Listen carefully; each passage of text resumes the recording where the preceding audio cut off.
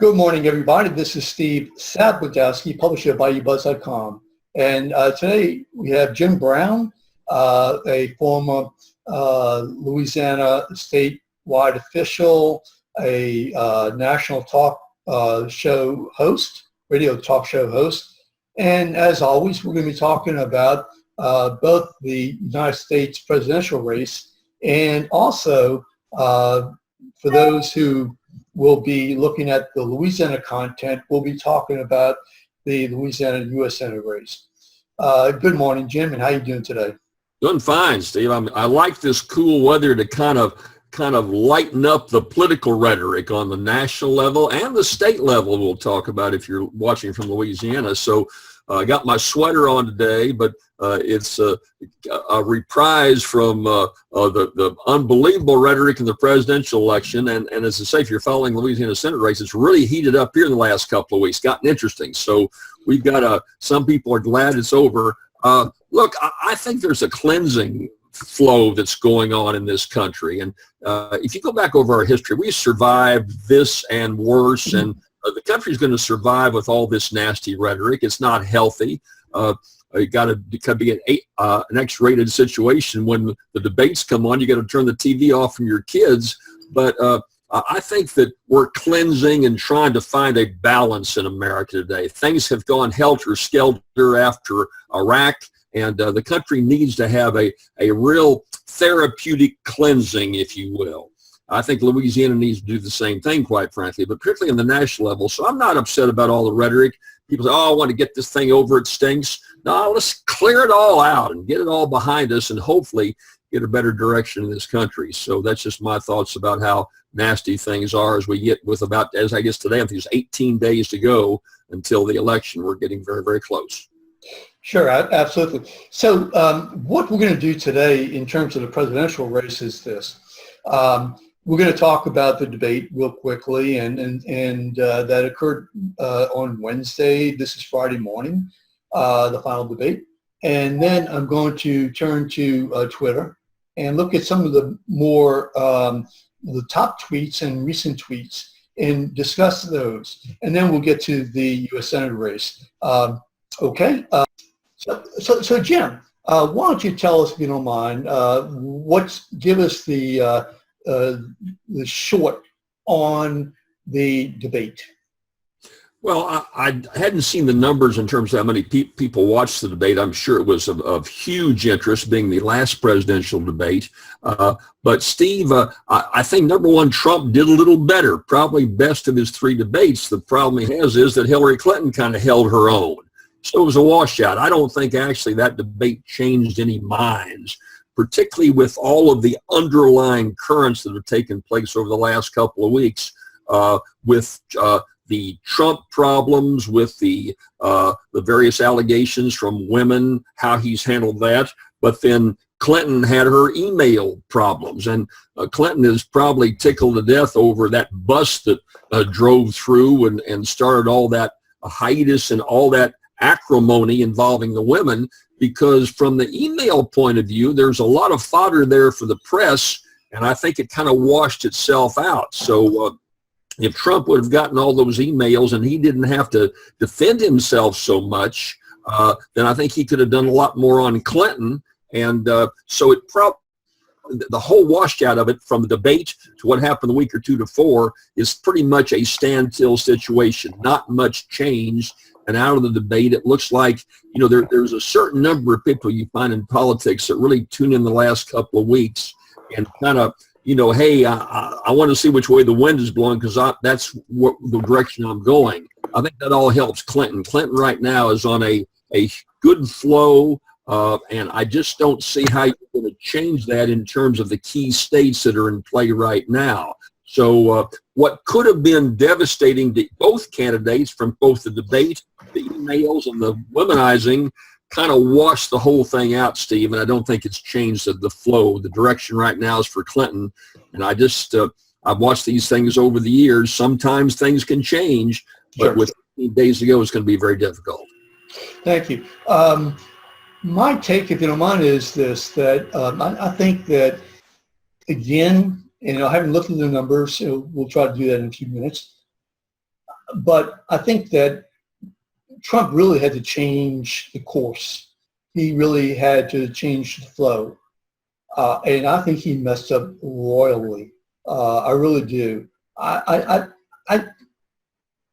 never, ever used have screamed as loud and as hard as I did when I heard Trump say about, accepting the election results. I mean, I actually screamed out, "You no good." And the reason why is because of the fact that for weeks and months, actually, but particularly in weeks, ever since he's really kind of taken the beating, he has said that the election is rigged, the voting is rigged. And there is no evidence that he has provided. And he has said past tense, it is rigged, or present, it is rigged. Well, he hasn't shown us anything. And to me, to say something like that destroys the credibility of our democracy. And, whether or not, I don't care who said something like that, you better have evidence before you start to scare people. So my minute's up, and for that reason alone, and again, I heard the talking heads basically take off on that, and they were really upset for the very same reason. So that was the conversation afterwards, and I don't think he did anything, has not done anything to dissuade us from feeling in this way. I guess the only thing I would say as a caveat, Steve, is that if I were asked the question I was running, will you accept the results? I'd say, well, I'd like to accept the results, but I'm certainly not going to pass judgment until I see what happens. Will it be a Bush-Gore situation again? If the election is right down to the wire and there's a question of some votes at hand, then I'd certainly reserve the right to take a look at that. If you go back to Kennedy, Nixon, and he didn't say that, he should have said, well, I'll let you know. I think he should have given a strong statement. Says, look, the American democracy wants to have hopefully a clear winner. We want to move on with this country, but I'm not going to prejudge a very close election, which is what it is right now. And if there's a reason to challenge, as did happen in Nixon Gore, then I'd do so. He could have done something more like that and still kept the flow going, quite frankly. So it was not a question of what he said in my mind as to how he handled it, quite frankly. So it could have been handled a lot better. Well, to me, I think it was both, quite frankly, and the reason why is this, that you get, again, I think you have to look at it in parent material with the fact that he has been asked this now for how many weeks? His surrogates have been asked this now repeatedly. And he has repeatedly said that the voting is rigged. And so to me, he had to put, it's a no-brainer. Anybody can say, well, look, yeah, it's real close, sure. Al Gore, if something like that happens, then. But, to me, he almost deliberately was saying, he had to tie it into to the theme that he was using, and that is that the system and the voting is rigged. Well, I think what his purpose was to say that, look, there's a conspiracy going on in this country, and what I think the press should be chuckling more and saying, look, if they're beating up on Trump now, he says there's a vast conspiracy against him from the media. He's saying that. What is not being said by him or the media is that he is their creation. Who the heck? Donald Trump was this guy, had a little talk show apprentice, made a lot of money, but he wasn't a serious candidate for president a year ago. Sure. And press, you turn on every cable station and all they'd cover was Trump, Trump, Trump, Trump incessantly. So so if there's this vast conspiracy, they brought him up, and maybe they're bringing him down right now. So I think he's playing the election, and I don't think it's responsible. But he's saying, "Look, man, the press is up on me. They're beating up on me. This election, there's been some fraud in past elections, quite frankly. Is it going to happen again?" He could have capitalized that whole feeling that the whole system's against him, and there is rigging from the press on down, and not castigated the American democratic system. He should have done that by saying, "Hey, if it's close, of course I'll look at it. If not, then we'll move on." It's good. I cannot see Donald Trump doing what the past few presidents I have watched him said, in getting full support, saying, "Look, you're my president, I'm behind you." I thought the most gracious of all of them was George H.W. Bush. After Clinton attacked him and beat him, I read the letter that he left in the White House desk. He says, "You are my president. I want you to be successful." And just such a marvelous focus. We're not going to get that out of Donald Trump. That's not his style. That's not in his blood. So, but it's not been handled well, Steve. There's no doubt about that. And that's what's frightening. To me, it's frightening. I wrote a column about it yesterday, and that is that, I personally am concerned about the repercussions at the elections.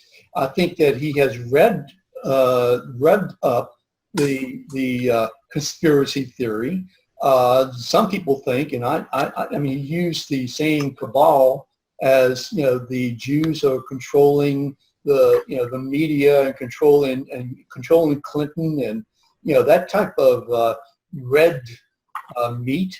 And I just really find, look, there are people out there who will believe any kind of conspiracy theory. A lot. I mean, he already threw out a couple of times about guns and Hillary Clinton. I got to tell you, I'm frightened. I've never been this frightened before about an election. And if anybody has got to be responsible, if he loses, okay, he better be responsible, because he has really started up a lot of hatred, as far as I'm concerned, distrust in this community. Well, and he's been given some fodder, if you will, by other Republicans behind him are putting out a lot of figures. I looked at those figures. I was the Secretary of State, which means I was the Chief Elections Officer in Louisiana for 8 years. Right. And there are figures out now that there are over 3 million Americans who are registered in more than one location. And that shows the fraud. Well, yeah, there are. Of course you are. If I register to vote where I live in Baton Rouge, and I move to New Orleans, and then I register there, it may take a year or so for the registrar of voters to clear my name off the Baton Rouge roll, so I'm registered in 2 different locations. And that there's 10 million dead people who are still registered to vote. Yes, they are. Somebody dies last week. The registrar doesn't know about it. The registrars about every 4 years send you a card. If you don't respond, they take you off the rolls. For at any given point, there's going to be 10 million Americans who are dead, who are still registered to vote. That doesn't mean they're voting. That doesn't mean they're voting fraud. So I would back up what you're saying, Steve, by saying all these figures floating around about all these people who are dual registered or who are dead, until you show there's lots of them, I guess they want to reflect on what Earl Long used to say. Earl Long's famous saying, "Oh Lord, when I die, let me be buried in Louisiana so I can stay active in politics." So, right. Well, he can certainly do that. There was a study from Loyola, I think Loyola, Chicago or Los Angeles, not here in New Orleans, that they surveyed, and they said that there were something, I'm going to throw out this number, 30 incidents of actual voting fraud. That they were out of over 1 billion votes count. So, look, again, I just think that, to me, what the man is doing is he cannot stand the idea that he's a loser or that he could be a loser. I mean, that's the most frightening thing to him, possibly in the world. And it's getting closer and closer. That's the way it looked. I'm not saying it will be, but the reality is sinking in, and he's lashing out at everybody, because he cannot understand the fact that he is responsible for losing. And there's other things, but if he loses, he's got to accept the responsibility for it. That's what a man does. Well, that's not in Donald Trump's DNA. You know, he's not a loser. He's always a winner, and so as a consequence, he's trying to cage this whole flow of being the underdog, trying to get the sympathy to rally his troops and get out the vote. And there's also, you know, I think the Democrats are getting concerned about their turnout. They don't want this to be, they don't want to be taken be too cocky about it or say, oh, well, Clinton's going to win. And because Trump is trying to get every one of his votes out with this rhetoric, hopefully that Hillary Clinton is not energized African-American voters, which it doesn't seem she has nearly as much as in the past. And so this is all part of their grand strategy and something that you and I are not comfortable with, and I've never campaigned this way, but that's what he thinks will work. And I'm not surprised by it if you look at who the candidate is and the overall scenario of this election. It's not helpful to our country, but as I start off by saying, you know, we're going to get beyond this. Sure. Sure. Now, in fairness, I mean, there was the report, you know, the video that came out that was, you know, heavily edited, and that does indicate that some Democratic operatives claim that they had done things that were that were involved in voting fraud. You know, to me, my question is, how accurate is it? I know Donald Trump has, you know, said things that he now says weren't true, that he was just, you know, doing locker room talk. I don't know whether or not this guy was doing political locker room talk. Regardless, it's serious. Regardless, it's serious, and it should be examined. But that does not prove voter fraud that he is saying has occurred, because he's been saying this for weeks. This video just came out. Well, the other thing that helps in that flow of voter fraud is this Russian involvement in our elections. I've not read the Picayune yet today. I've got it at my desk to read when we get off the show. I've read the Morning Advocate, and there's a lead story in the Morning Advocate that the Russians zeroed in on Louisiana as one of the election areas they were trying to focus on. I don't know if you've seen that or not. But I have not, no. And Tom Shetler, our Secretary of State, said, well, what you've got to realize is that our voting machines are not tied in electronically to the web. And so, but I can see where that would feed into a concern. We've seen where the Wikileaks and the Russians and the combination of break into email servers. Well, there are some states that are electronically and through the web tied into the whole voting system. In fact, I wrote a column today that's on Bayoubuzz, Steve, for your listeners, and I write a column on JimBrownLA.com raising the question that young people are saying in so many instances that, gosh, we can do anything else over the web. We pay our bills over the web. We do everything. Why can't we vote over the web?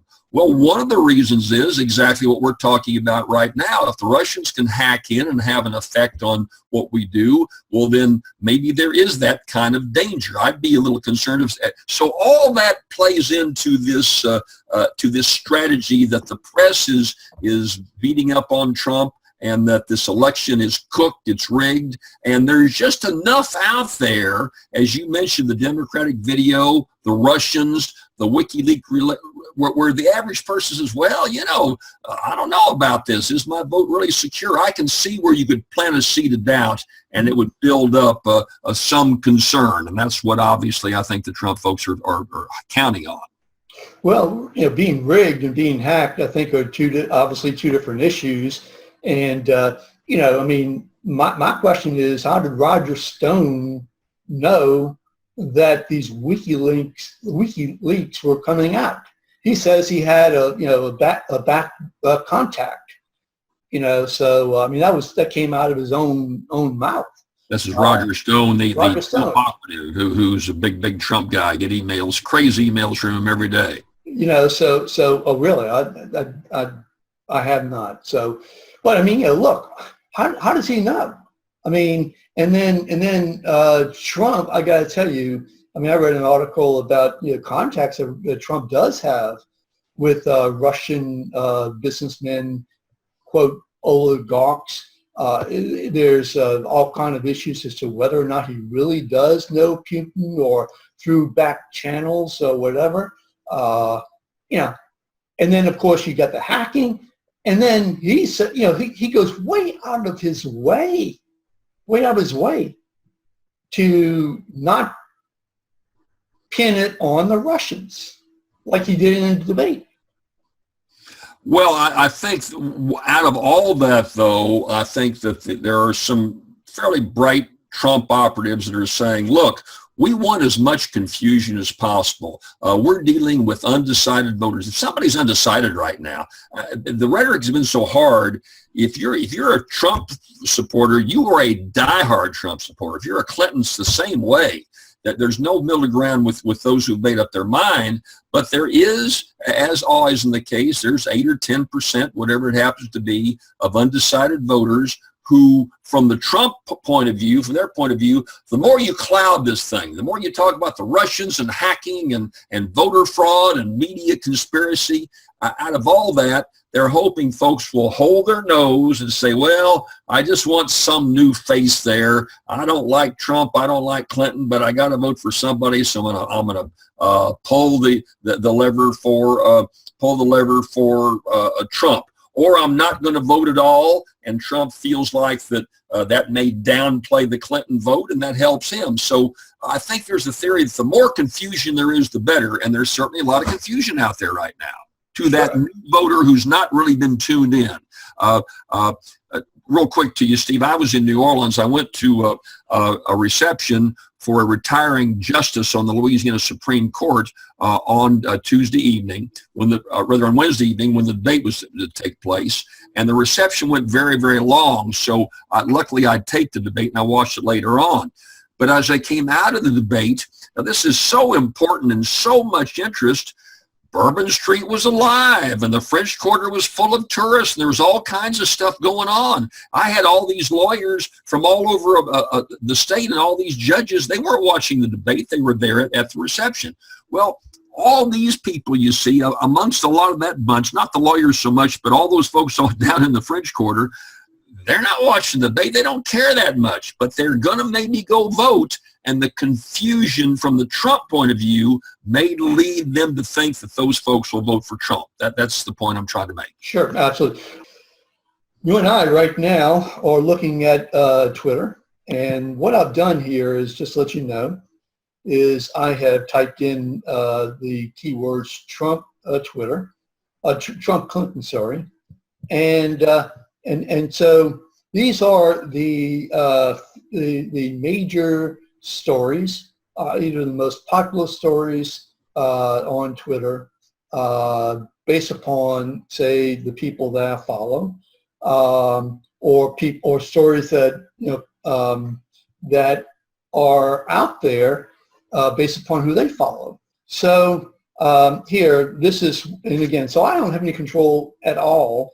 I think that, quite frankly, I follow as many pro-Trump people as anti-Trump, and I'll say as pro-Clinton people, but I think people are more pro-Trump than pro-Clinton personally, and that's just my own opinion.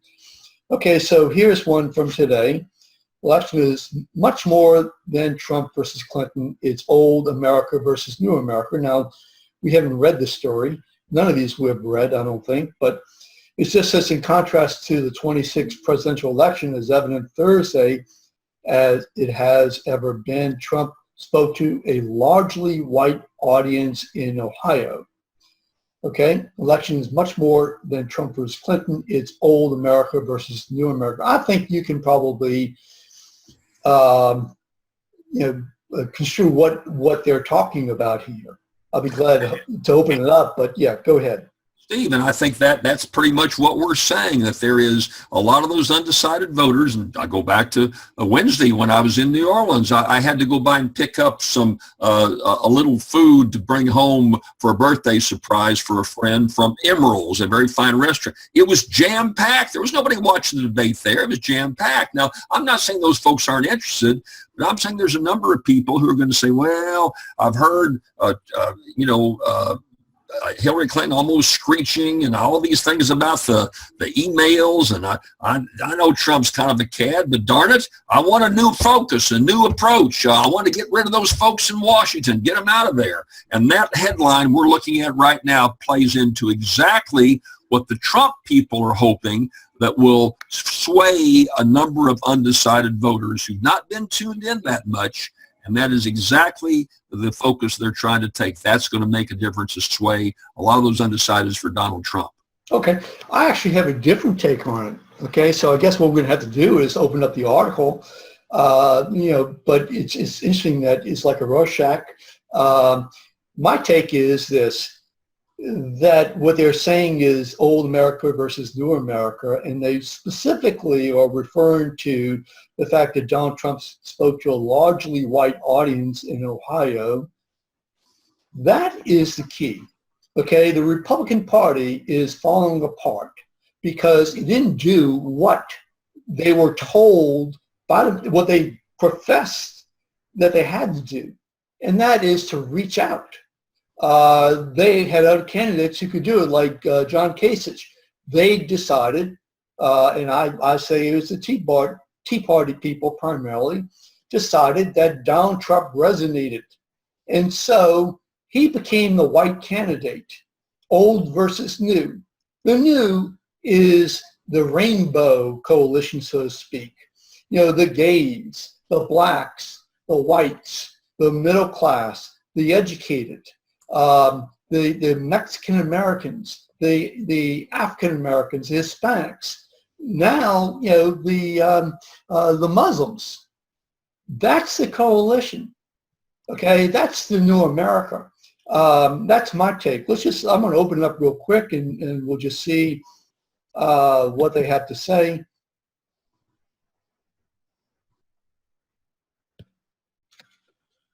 Okay, I'm just scrolling up a little bit. Okay, it says soon after, and maybe we're both right, but soon after Michelle Obama, the first African-American First Lady, campaigned for Hillary in Arizona, I'm paraphrasing, summarizing, where Latinos have changed the political environment so much that Republicans may lose there for only the second time since 1964. Okay, so and I'm sorry, my screen is okay. This is why. Well, while you're doing that, Steve, Sure. I want to comment. Once you get the next, I'll go ahead and comment about the fact of the coalition. I think you're right. That's what Democrats are counting on. What the Republicans are saying, we're not that concerned that the rallies are primarily all white. We think that there is going to be a lack of turnout from this rainbow coalition.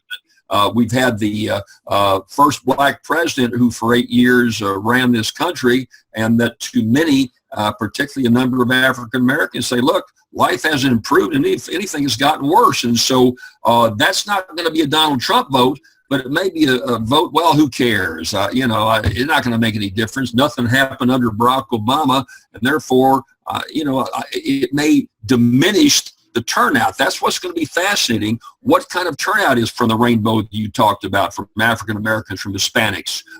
Will there be a surge in voting for what you're seeing as the headline saying old versus new America? Or will they just say, they're all the same, it ain't going to make any difference? And that depressed voting turnout will help the Trump numbers. So that's the other side of the story. Sure, no, absolutely. It does say here, I'm just reading his support base is heavy with voters uneasy with the turns the country has taken in recent years, and broadly speaking, more comfortable with an era when white men like Trump ran things. And says, and there's the new America, the one Hillary Clinton has honed in on with her appeals to women, gay, lesbian, Americans, young, and minorities. So, you know, anyway, let's move back to let me move back to the Twitter. And it says, Hillary Clinton says, well, if you want to know if Trump is lying, just Google it. Let's move on. So here's Twitter following of both. This guy says, Clinton camp out with a new web video challenging Trump's debate denials. Just Google it. So that's what Hillary was saying, and we'll look at it for a second and you can comment.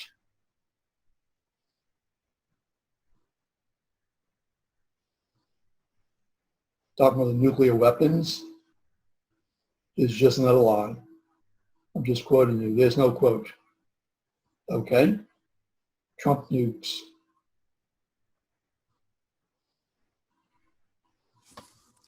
Okay, your response. Of course, Clinton is saying that you can't trust Trump because of the lies that he says. On the other hand, isn't it a washout? All these emails, Clinton didn't know about the emails. Well, she did, but she made a mistake. And look, I'm a lawyer and follow this stuff pretty closely, and I don't fully understand that whole email controversy. It looks like a mess. It looks like a tar baby, if you will, and Clinton's somewhat gotten stuck in it. I go back to the analogy that, you know, the high negatives of both candidates. So the fact that Donald Trump exaggerates or says he said something, didn't say anything, well, that's kind of a washout, I think, with Clinton on her emails. And then the whole foundation material. There's a new story out today about the foundation and about $12 million comes to the Clinton Foundation only if Hillary Clinton comes and speaks, and she's got to make a deal. And I don't understand it, Steve, fully, but it just sounds real messy, and it doesn't have a good smell to it. It doesn't pass the smells test. So whatever she's saying about Trump, he says about her, it's just kind of a washout in terms of those issues of false statements, quite frankly.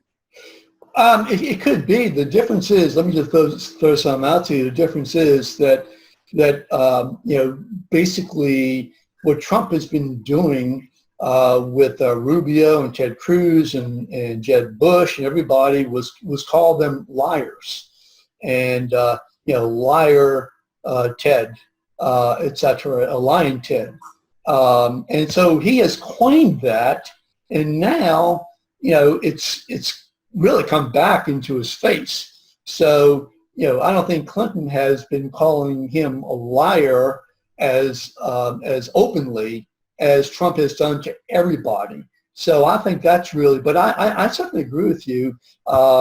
Here is, again, Clinton up 12 in the new Virginia poll. That is, so Virginia, he needs North Carolina.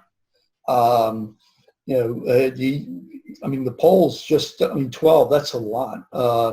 Okay, so Donald Trump says, Boomer calls it a mess. The rest of us call it corrupt. Wikileaks catches crooked in the act. And the article from Daily Caller is Wikileaks. Hillary got 12 million for Clinton, and that's what you're talking about right there. And I don't understand it. It just kind of looks bad. Look, you know what we're concluding, Steve, is this, that if that Trump, if he just would have kept his mouth shut about Republicans and zeroed in on her, this would be a race down to the wire, and he probably would be leading right now. So his Achilles heel is that he shot himself in the foot. His Achilles heel, nobody else shot him. He shot himself in the foot by, as you said, lying Ted and all this undermining. Paul Ryan, a pretty nice guy, respected guy, just pounding Ryan. Just ignore Ryan. Ryan, yes, he's the Speaker of the House, but to most of our listeners and to most Americans, they don't understand the internal workings of who the Speaker is and the President, that kind of thing. So leave that kind of stuff alone. So what all these things, all your subjects are saying here is, it just shows how Trump could have emerged in this thing despite some of the challenges on him if he just would have left his base alone and quit pounding on him like he's done, you see. And so, because with all the things you're saying about Trump, the guy still is not that far out of it. It's not like he's just going to be a disaster, a washout. I saw the figures on Virginia, like you said. And so, but that's all to his own doing, his response to women, all these crazy things the guy says. Just focus on your opposition, and he'd made this race close. So it shows you what this could have been, quite frankly. But I agree with you, the movement is going against him, and it's going to continue to do so. So here's one from NPR, and basically saying that Arizona, the Clintons are now spending money there because the race in Arizona is close. Now, what Arizona has not gone Democrat was since the 60s. Am I correct? Yeah, I think so. Well, I think when Arizona went with Kennedy in the 60s. So on the other hand, and I'm not trying to play up Trump. I think he's a goofball, quite frankly, a terrible candidate. But having said that, and I likewise think that Clinton is a terrible candidate. Both. But what I'm saying about the wall, I'm not sure that if he would have said, well, we got to have if he never mentioned the wall, say the wall had never been mentioned, I think Arizona would still been in play for the Democrats because a lot more Hispanics have registered to vote, and so they're not happy to some degree about Trump. Not all Latinos coming in. Latinos who are citizens who are making a living, a lot of them, if you look at polls, have a real concern about illegal immigrants too. But let's assume that Trump had never said anything about the wall. I think Arizona would still be in play because Latinos, by and large, traditionally, in large numbers, have voted for the Democrat. So yes, there's rhetoric, oh, he's terrible about this wall. I'm not sure that really is the key issue in affecting the votes he's getting or why Arizona is in play today. Okay. So Asheville, Trump is going to address Clinton's involvement on Morocco mortgage per campaign aid. Okay, Aberdeen implicated Clinton in foundation trade-off with Morocco. Is that the one that you're talking about? Yeah, and this one, by the way, that shows you where I would see Trump would have a legitimate concern. Aberdeen implicated treatment. In an email, I read the emails. I read them this morning. And what Huma Abedin, who is the very pretty lady that is the shadow of Hillary Clinton. She's a younger, and she is her confidant and directs her, and you see her everywhere. What she said in the email, she didn't implicate her. There's no criminal intent. She said, look, the Clinton Foundation can get $12 million a donation. It wasn't from the Saudis. I'm just, I'm not sure what country it was, but they want Morocco. It was Morocco, apparently. But they want Hillary Clinton to come speak. Well, I didn't see any crime in that, and Aberdeen didn't implicate, and you see that headline is very misleading, and it plays into Trump saying that there's a conspiracy by the press to get out to get it. Okay, let me throw something out to you again. I'm just playing devil's advocate for a second. I didn't read the article, and I do need to, but. If they're going to make a promise, if say she comes out there to speak, well, she's giving a speech. It's not like they're saying, well, we'll make a contribution to this organization if you do this for us. That is, if you stop this country from doing this to us. But nevertheless, I mean, I understand the point there. I don't mean to belittle it.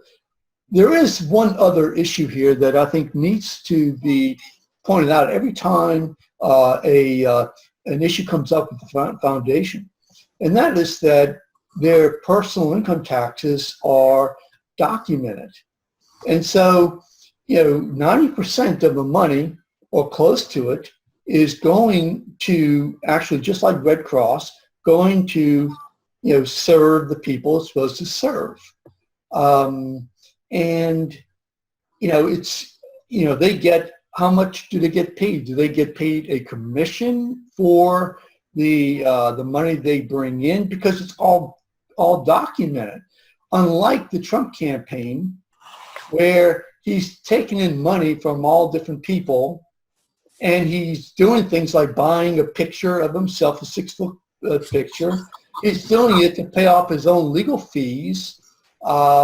He's doing it, to pay a contribution to a state attorney general in Florida, at least to make a payment, a contribution, and we don't have his personal income taxes. So, again, it gets to the issue of, well, why should I be bothered by all of this? Because it's in a sense a wash. I think you're right on. I think that how he's handled the finances have been terrible. But again, with this headline, Aberdeen implicated Clinton, both sides. You see, I think, as you said, it is a wash on so many of these issues, and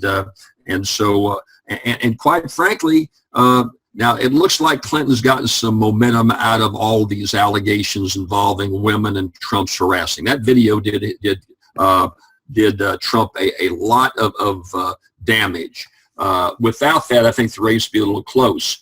I think another factor that's going to play, though, for her is the get out the vote activities. The Trump people, the Republicans, spent very little on the getting out the vote. And look, I'm a product of that as a Louisiana politician. I know you've got to work to get out that vote, and it's a huge organizational effort. And I think that's going to be one major deciding factor of who votes on Election Day, why the Democrats have an advantage. Yeah, and say 2 more tweets. Here's the NBC Survey Monkey who won the 3rd debate. Trump did pretty well compared to the first debate. So, 9-point difference, but he needed to do so much more. I think that's the problem. Yeah, did better, but I think they both did a little better. I think just both kind of held their own is what they did. They just held their own. Sure, absolutely. Here, right, exactly. The hackers' goal were to expose Trump's communications rather than Clinton's. Many now condemning it would be sharing. Okay, it says, it seems to be that the hackers' identities, goals, and methods were totally different. It would make sense to react differently to them. What's your take? Now, let me see. Greenwood is saying, I'm trying to say exactly what he's saying. If hackers were to expose Trump's communications, many now would be I guess they're saying that the hackers are kind of helping Trump in some way. Look, Steve, I just don't see how that makes any difference at all. This is more insider stuff, and again, or it's for the diehards. It's for the diehard Democrats, the diehard Republicans that follow this, to watch the morning talk shows and that read all these websites. But we're dealing with the 7-8% of the undecideds who don't watch the evening news, who probably are not on Twitter, don't follow any of these kinds of things. They're the people I saw in the French Quarter on Wednesday night who've got to make a snap judgment, who don't like either candidate. And I think all of this is just window dressing or just a afterwash, if you will, in terms of making any difference of how this election is decided. Okay. And so what I'm going to do real quick is I'm going to just refresh to see if anything new and important has come in. Bear with me. Okay. Trump's claim tied violence at his rallies to the Clinton campaign. I mean, that's what he did on the debate. Trump jumbles a lot of issues raised in the video and stretches the available facts too far. If there's an iota of proof or evidence, then you know that either side is going to embellish it a great deal. Sure. There is a video out there that raises question of disrupting Trump's rallies. And so as a consequence, it came from Democratic sources. So whatever the exaggerations are, the Clinton folks opened the door, and you know that's just politics. You're going to be stuck with huge exaggerations at whatever level you fight. So maybe it stretches the available facts. Well, whatever facts they're stretching, the Clinton campaign gave them to stretch, and so I think they got their own self to blame, and they can't really cry foul over the fact that maybe there's some exaggerations going on. I'm not sure the Clinton, I haven't read the story, but I can tell you what I have read, and they haven't pinned it on the Clinton campaign yet. Okay, I say yet. And certainly have not pinned it to Hillary Clinton. So regardless, I mean, you know, the guy was saying something that needs to be looked at. Was he mouthing off like Trump did in his sex tape? I don't know. But we'll have to see.